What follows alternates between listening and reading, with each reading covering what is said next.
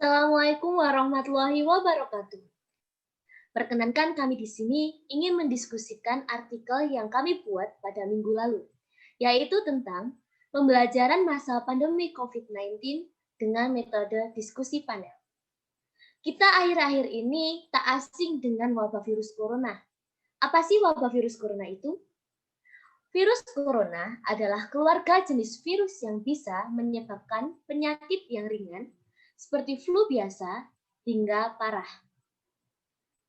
dan menyebabkan kerugian dalam berbagai bidang, yaitu dari segi ekonomi, pendidikan, dan masih banyak lagi. Untuk lebih lanjutnya akan disampaikan oleh Mbak Nova Diadara. Kepada Mbak Nova Diadara, tempat dan waktu saya persilahkan. Baik, terima kasih Mbak Agatha. Di sini saya akan memberikan pendapat saya tentang problem yang kita hadapi di masa pandemi COVID-19. Dalam dunia pendidikan, sekolah-sekolah ditutup dikarenakan adanya peraturan dari pemerintah yaitu physical distancing. Proses pembelajaran daring yang baru pertama kali ini tentunya membutuhkan adaptasi dari setiap lapisan masyarakat. Dan dari proses adaptasi ini menimbulkan banyak sekali problem, yaitu yang pertama masalah kuota yang menipis. Harga bahan pokok yang meningkat di masa pandemi ini tentunya mempengaruhi ekonomi keluarga yang semakin menurun, sehingga banyak sekali anak-anak yang tidak mampu untuk membeli kuota.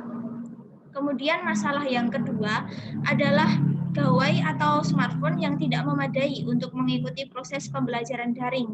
Karena gawai itu harus minimal mempunyai RAM yang besar agar bisa mengunduh aplikasi-aplikasi media belajar dan menyimpan file-file dokumen pembelajaran. Kemudian masalah yang ketiga adalah sinyal yang tidak memadai. Tempat tinggal peserta didik yang berbeda-beda tentunya memiliki kekuatan sinyal yang berbeda pula. Seringkali peserta didik sudah memiliki kuota dan smartphone yang memadai, namun sinyal yang tidak mendukung. Hal ini menjadi masalah bagi peserta didik sehingga tidak dapat mengikuti pembelajaran secara maksimal. Mungkin sekian pendapat dari saya, akan saya kembalikan kepada moderator Mbak Agatha. Terima kasih. Ya, terima kasih kembali Mbak Nova Diadara. Dan pendapat berikutnya akan disampaikan oleh Mbak Nova Diadara lagi mewakili Agatha Dwi Yesarita. Tempat dan waktu saya persilahkan. Baik, terima kasih Mbak Agatha. Di sini saya akan membacakan artikel Mbak Agatha mengenai dampak problem yang dihadapi di era pandemi seperti ini. Pemanfaatan pembelajaran menggunakan teknologi, salah satunya pembelajaran menggunakan video, karena dapat memfasilitasi siswa untuk mempelajari suatu materi dimanapun berada. Namun cara ini tidak semua penerapan jenis video pembelajaran memperoleh hasil yang memuaskan. Contohnya saja video melalui media televisi. Program pembelajaran ini memiliki keterbatasan, yakni pembelajaran hanya satu arah. Tidak ada fitur untuk memperlambat, mempercepat video, dan tidak ada interaksi timbal balik antara siswa dan guru. Terdapat juga kendala lainnya yang tidak asing seperti artikel yang sudah saya sebutkan, yaitu sinyal. Berdasarkan pemaparan di atas, dapat kita simpulkan bahwa pembelajaran dengan menggunakan video tidak bisa seefektif pembelajaran tatap muka, ditunjang dari faktor tidak bisa berinteraksi timbal balik, faktor sinyal di daerah tempat tinggal siswa, dan tak memiliki smartphone untuk mengikuti pembelajaran online, sehingga banyak sekali peserta didik yang tidak dapat memahami materi dari guru atau dosennya.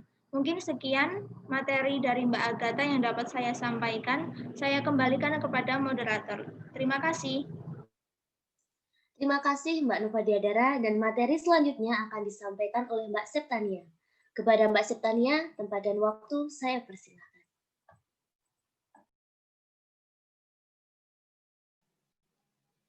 Baiklah, terima kasih Mbak Agatha.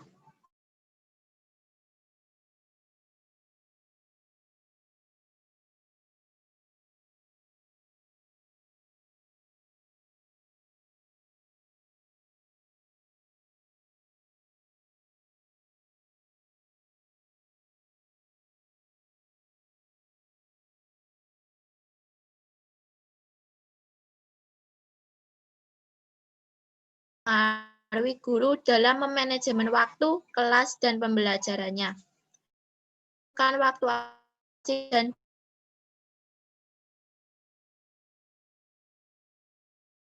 ini dapat berjalan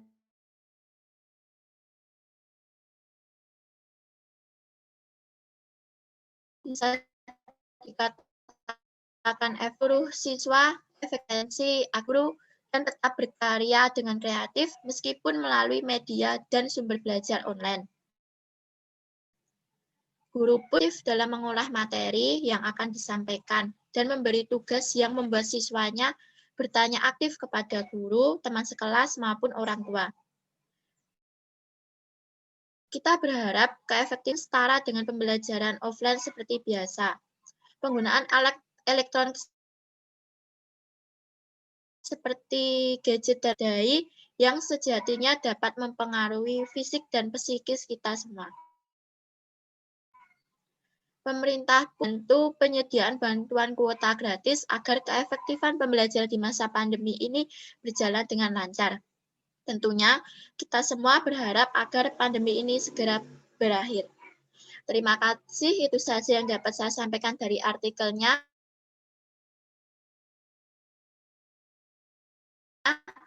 Kurang lebih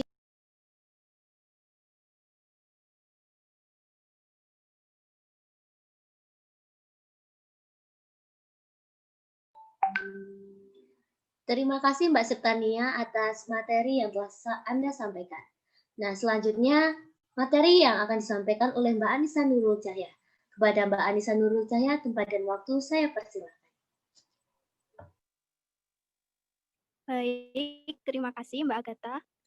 Saya akan menyampaikan hasil artikel yang saya buat, yaitu mengenai strategi-strategi belajar yang bisa diterapkan siswa dan guru untuk melakukan kelas daring di masa pandemi seperti ini. Yang pertama yaitu memanajemen waktu dengan baik.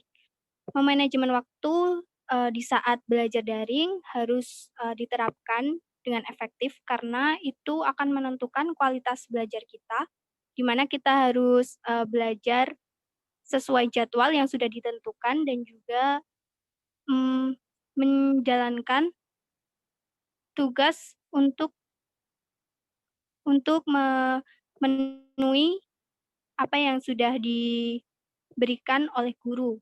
Dan yang kedua yaitu dengan mempersiapkan berbagai alat yang dibutuhkan untuk belajar daring seperti handphone, alat tulis, dan juga aplikasi yang memadai untuk berlangsungnya belajar dengan efektif. Yang ketiga yaitu dengan keseriusan. Walaupun daring, kita harus serius dalam belajar, karena pada dasarnya kita di rumah dan kita juga mungkin merasa bosan jika di rumah dan cenderung tidak fokus saat belajar. Untuk tetap fokus, kita harus mematuhi waktu yang sudah ditentukan untuk fokus belajar dan benar-benar melakukan aktivitas untuk belajar dengan serius agar ilmu yang kita dapat bisa kita terima dengan baik. Mungkin itu saja, saya kembalikan kepada Mbak Agatha. Ya, baik. Terima kasih Mbak Anissa Nurul Cahya. Dan materi selanjutnya yaitu materi terakhir yang akan disampaikan oleh Mbak Kalista Audrey. Kepada Mbak Kalista Audrey, tempat dan waktu saya persilakan.